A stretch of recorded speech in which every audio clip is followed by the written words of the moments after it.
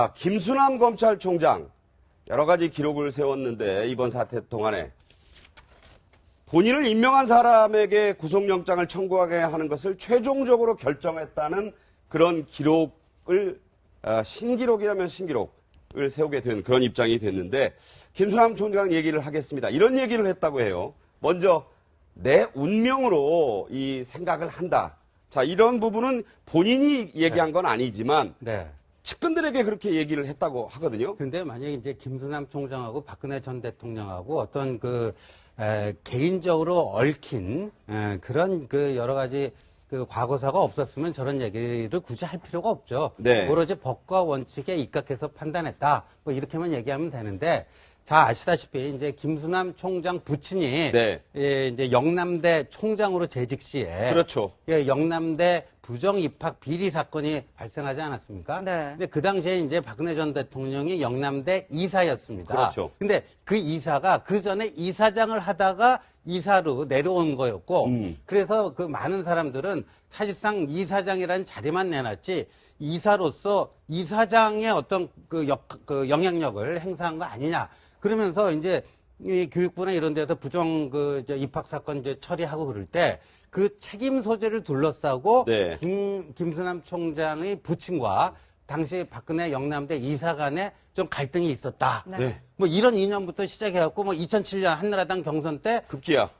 저 부친께서 이명박 후보 지지 선언을 했던 거. 그러니까 MB를 지지하게 되면서 더 틀어진 거죠, 관계가. 그러니까 영남대라는 데가 어떻게 보면 박정희 대학교라고 얘기할 수도 있을 정도로. 그런 말이 있을 정도로. 그리고 이제 인연이 강한데 거기 총장 출신이 어떻게 박근혜 후보가 나왔는데 이명박 후보를 지지할 수 있느냐. 그러면서 이제 친박 쪽에서 많이 격앙되기도 하고.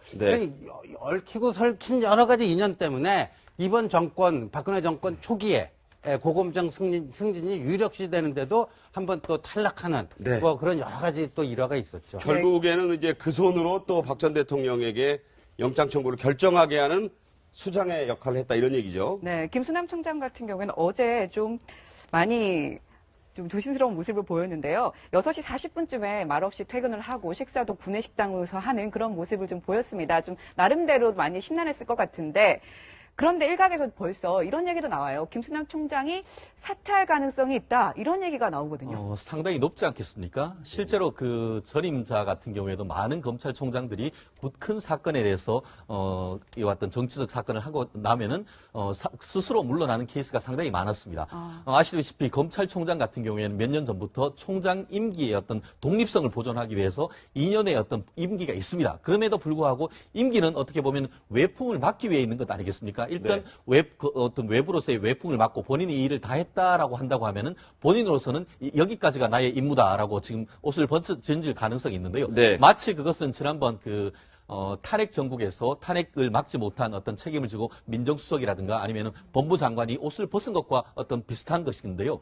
아시다시피 말씀하신 대로 이 검찰총장으로서 자기가 임명해준 대통령을 기소했는 사람으로서는 본인이 처음일 겁니다. 아마 그렇기 때문에 운명이다라고 표현을 했고 그 운명이란 것은 결국 본인으로서 구속영장을 칠 수밖에 없었고 다만 그거에 대한 책임으로서 본인이 어떤 사태까지도 포함하고 있을 가능성이 크지 않을까 싶습니다. 그 운명에 대한 해석을 저렇게 해주셨는데 양희상 장은 어떻게 보시는 거예요? 자, 김수남 총장에 대한 영시에 대한 부분들이 계속해서 최근 퍼져나가는데요. 김수남 총장에 대해서는 특검전과 특검으로 구분해서 봐야 됩니다. 특수본 1기 때의 아주 작은 형사 8부로부터 시작하면서 계속해서 특수본 1기를 재보강하고 구성해 나가는 과정. 자꾸 어쩔 수 없이 늘려갔죠. 여론이 비등하고 증거가 본물처럼 쏟아질 때 계속해서 여론에 따라가면서 권력의 눈치를 봐왔던 김수남 검찰총장. 그 다음에 지금 시점에 있어서는 권력 공백기에 김수남 총장이 보여줬던 구속영장 청구. 이 부분을 좀 나는 구분해서 봐야 된다.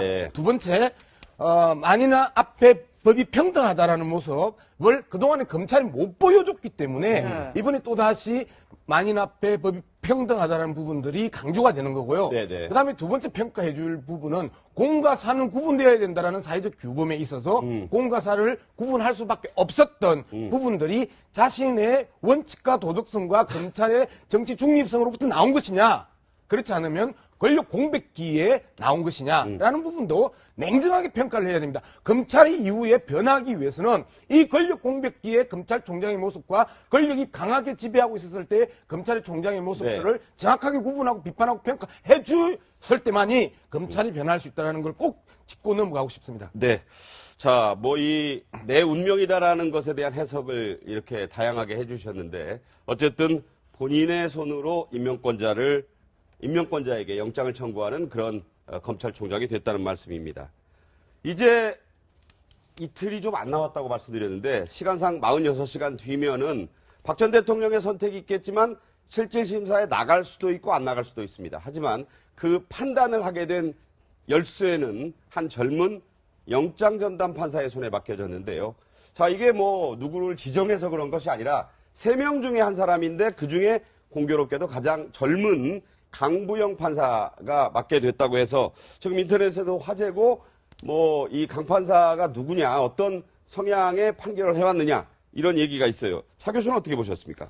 예, 뭐 지금 강부영 판사가 지금 그 서울중앙지법의 영장 전담 판사 3명 중에서 가장 이 막내라고 그럽니다. 막내요? 예, 막내지만 그러나 뭐 지금 자료 화면에 나오듯이 기록 검토도 꼼꼼히 잘하고 상당히 그 신중한 처신을 하고 무엇보다도 법리적으로 상당히 판단을 잘 한다고 그럽니다. 그렇기 때문에 네. 아마 강부영 판사가 상당히 좀 어떻게 보면 상당히 그 큰 결정을 떠맡았지만 충분히 뭐 감내하면서 아마 그러니까 여러 가지 시중의 여론이라든지 그런데 흔들리지 않고 아마 법과 양심에 따라서 저는 잘 판단하리라고 봅니다. 근데 강부영 판사는 지금 뭐 출신지는 제주도 출신이네요. 그래요. 제주 제1고등학교를 나와서 부부 판사입니다. 또 고려대학교. 예, 고려대학 법대를 나왔다고 그러네요. 아무튼 뭐 저는 뭐 합리적인 이 판단을 아마 내릴 거라고 뭐 그렇게 기대를 하고 있습니다. 네.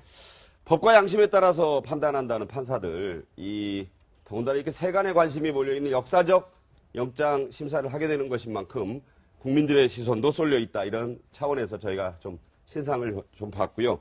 이제 관심, 구속영장 실질심사에 모아지고 있죠. 모레 오전 10시 반이라고 지금 명시가 되어 있는데 이게 꼭 나가도 되고 안 나갈 수도 있다. 자, 이런 얘기가 나옵니다. 자, 어떤 얘기인지 짚어드리도록 하겠습니다. 최 변호사님, 네. 출석할 수도 있고 안 갈 수도 있다. 이게 어떤 얘기가 됩니까? 근데 원칙적으로는 나가야만 합니다. 네, 아시다시피 나가야 된다. 오늘 그 구속영장 실질 심사가 되면서 이 좀 전에 있었던 그 강 판사, 다른 분은 세 분 중에 2명은 부장판사 출신인데 이 그 막내라고 할 수 있는 강부영 판사. 내년 정도에 아마 부장판사 승진을 하는 케이스로 알고 있는데요. 예. 이분은 평판사입니다. 그런데 그 언론 보도를 보면은 구인을 위한 영장, 쉽게 말하면 체포영장이 일부 이미 발부된 상태입니다. 그렇기 네. 때문에 원칙적으로는 법원이 제출한 발부한 구인장에서 나가는 것이 맞습니다. 네. 그런데 오늘 보도를 봤더니만 구인장은 발부했는데 구인하는 장소를 지금 빈칸으로 뒀다. 이런 얘기가 나오거든요. 예, 예. 아마 전직 대통령에 대한 그 어떤 경호나 경비 이와 같은 것을 좀 협의하기 위한 차원에서 비워뒀다고 변호인단에서도 공식적인 답변이 아직 안 나오는 부분은 이처럼 그 박근혜 전 대통령이 여기에 출석할지 여부에 대한 어떤 최종적인 답을 듣지 못했기 때문에 아직까지 그 공식적인 답이 안 나오는 것으로 알고 있는데 네. 박근혜 전 대통령으로서는 정말 이 검찰의 수사가 사상 누각인지 억울한지를 밝힐 수 있는 유일하고 마지막 기회입니다. 그렇기 때문에 원칙적으로 나가서 본인의 무고함을 밝히는 것이 저 변호인이라고 하면 적극적으로 얘기를 할 수밖에 없는 상황인 것 같은데요. 네. 박근혜 전 대통령 입장에서 정말 거부할지 그 부분에 대해서는 본인의 판단에 맡겨져 있는 상황이 아닌가 싶습니다. 네, 지금 영장 실질 심사에 만약에 박근혜 전 대통령이 출석을 하게 되면 인정신문을 하지 않겠습니까? 그러면 처음에 시작이 피의자 박근혜 씨. 인정신문 하겠습니다라고 네. 하면서 이름, 주소, 그리고 직업 이런 걸 묻는다면서요? 예, 그 묻게 다 돼 있죠. 그러니까 이제 저런 것들을 굉장히 좀 부담스럽게 껄끄럽게 느껴서 아까 포기하는 사례. 그러니까 네. 이제 뭐 예를 들어서 판사 출신이라든가 그러면은 자기 뭐 동료 선후배 그들이 자기 자신에 대해서 신문을 해야 되니까 그런 상황을 불편하게 생각해서 불출석하는 경우도 있는데 이제 저거는 전직 대통령이라 할지라도 법 앞에서는 만인 평등이기 때문에 네. 그 법정 용어에 있어서도 뭐 특별한 예우를 하기가 쉽지는 않아 보여요. 네네. 왜냐하면은 이 검찰도 조사하고는 약간 좀 다른 측면이 있지 않겠습니까?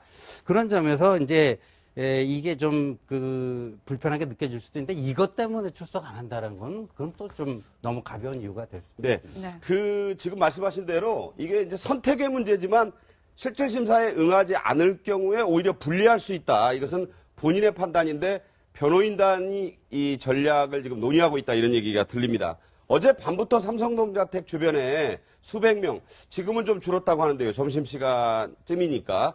어젯밤에는 이런 격앙된 목소리들이 있었습니다. 들어보겠습니다.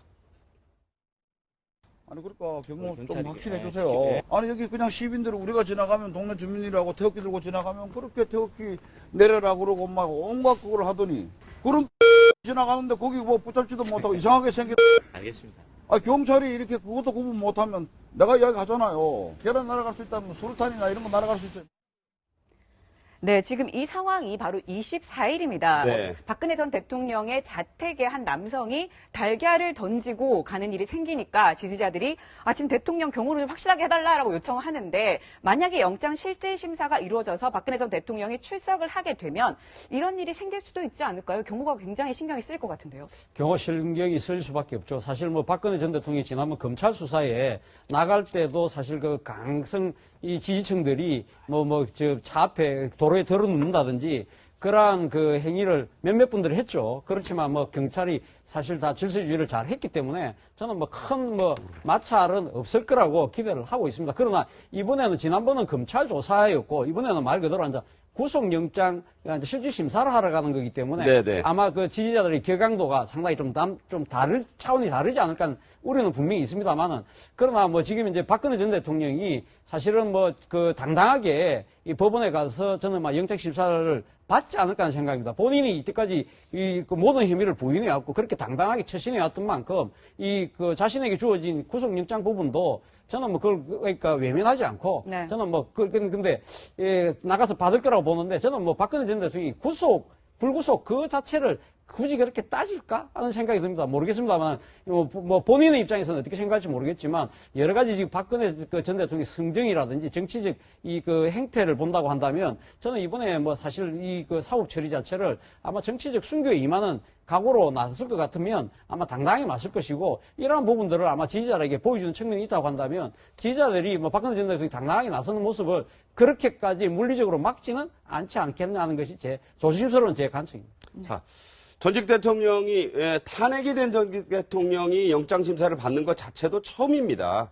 그래서 여러 가지에 대한 전례가 전혀 없는데요. 일단 구치소의 일반적인 경우는 대기를 했는데 이게 국가인권위원회의 결정에 따라서 구치소에 대기를 하는 것은 하지 않아도 된다고 하는데요. 자, 양 이사장님, 예. 제 문제는 탄핵이 됐지만 경호는 지금 받고 있거든요. 다만 이 경호도 영장 심사에 나가는 순간은 그것이 달라진다. 네. 저희가 이제 취재한 바에 따르면 그렇습니다. 그래서 지난번 21일에 검찰에 나갈 때의 경우는 우리가 다 봤지만 근접해서 경호도 했고 또 일반인들의 출입도 다 막아서 검찰 중앙지검을 비워뒀지만 만약에 이번에 30일 날 영장 실질 심사를 받게 되면 출석하는 순간 체포되는 신분이 될 수 있고 그래서 경호원들이 직접 중단을 안 한다고 하는데 자 이런 것들이 전례가 없는데 어떻게 생각하세요? 지금부터 전례를 만들어 나가는 과정이고요. 그리고 전례라는 부분들을 우리가 좀 명확하게 봐야 되는데 우리가 계속해서 이야기하는 것이 법 앞에서 많이 평등하다라는 헌법적 가치를 어떻게 구현하느냐의 부분입니다. 전직 대통령에 대한 최소한의 예의 있는 모습들은 보여줘야 되겠지만 네네. 특혜를 주거나 다른 조치를 취하는 것은 또 많은 국민들에게 또 상처를 주는 것이거든요. 네네. 그리고 정상적인 상태에서 이 검찰을 방문하는 게 아니라 네네. 피의자로서 끌려오는 그 자리란 말이에요. 이런 측면에서 자꾸 전례를 이야기하는 것 자체가 오히려 방송이나 언론이나 그다음에 정치권에 있어서 박근혜 전 대통령에 대해서 법과 원칙에 따라서 행위를 하라는 게 아니라 정치적 고려를 하고 정무적 판단을 하라고 이야기하는 것과 다름 아니게 된다. 그래서 명확하게 일반 그 피의자들과 똑같은 대우를 함으로써 전례를 제대로 만들어야 된다는 게 제 생각입니다. 네, 만약에 박근혜 전 대통령이 영장 실질 심사에 응하지 않아요. 응하지 않고 그런데 법원에서 영장 발부를 결정하면 네. 그때는 어떻게 되는 겁니까? 결국 그렇게 된다고 하면 서면 심사가 되는 것이죠. 근데 지금 구인장을 발부는 했는데 구인하는 장소를 아직까지 그 빈칸으로 뒀다라는 것은 아까 그 말씀대로. 네네 예. 그렇게 했다는 것은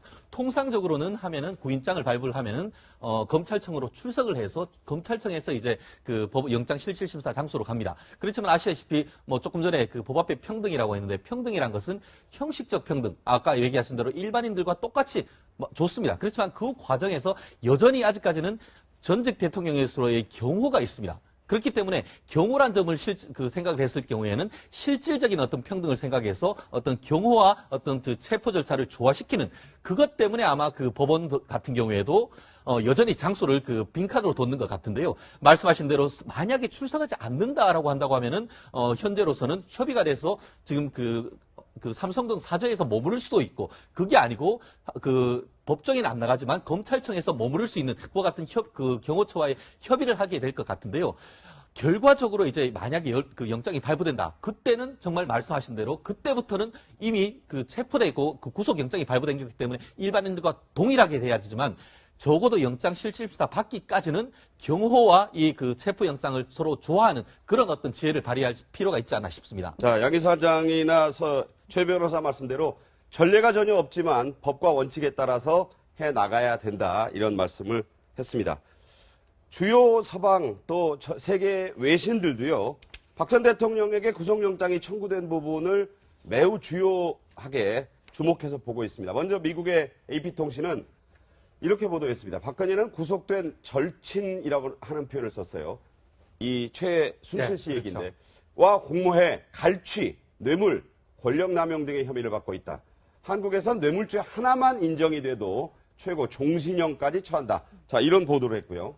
네, 근데 월스트리트 저널은 이렇게 얘기했습니다. 박 전 대통령 세월호 인양되자 구속 이유가 됐다. 세월호 사건은 박근혜 정부의 결정적인 순간이었다. 이렇게 얘기했습니다. 중국 인민일보의 자매지로 유명한 환구시보입니다. 한국 검찰은 주마가편하며 달리는 말에게 채찍질을 한다 이런 뜻이죠. 사건 처리에 박차를 가하는데 이 같은 막장 연속극이 하루빨리 해결돼 대선 형국, 이게 대선 정국이라는 뜻인 것 같은데 진입하는데 방해가 되지 않게 합니다. 이렇게 보도했고요. 자, 일본에서도 뭐 여러 가지 보도가 있었는데 네. 아주 외신들의 관심이 지대한 것 같습니다. 예, 외신들이 이걸 뭐 긍정적으로 보든 부정적으로 보든 다 나름의 이제 그 시각에서 이게 보도를 하고 있는데요. 저는 이게 뭐 그렇게 부끄러워할 일은 아니다. 왜냐하면 대한민국에 입헌 민주주의가 제대로 작동하고 있으면 오히려 보여주는 그 민주주의의 그런 모범적인 사례가 될 수도 있는 그런 네. 거다. 그러니까 뭐 물론 이제 제대로 작동하고 있다라는 거를 보여주는 점에 있어서는 얼마나 이런 것들이 그 한국은 그 어떤 어떤 그 특권이라든가 이런 것들이 사실상 헌법과 법률 앞에서 효력이 없음을 나타내주는 그런 증거일 수도 있는 거거든요. 그러니까 네. 아까 이제 중국처럼 이제 막장 연속국 뭐 이거는 이제 최순실의 그거를 이렇게 표현한 건지 뭔지는 모르겠지만 이게 우리가 외신 보도에 너무 뭐 여기에 이렇게 신경 쓸 필요는 없을 것 같다 보입니다. 네. 네.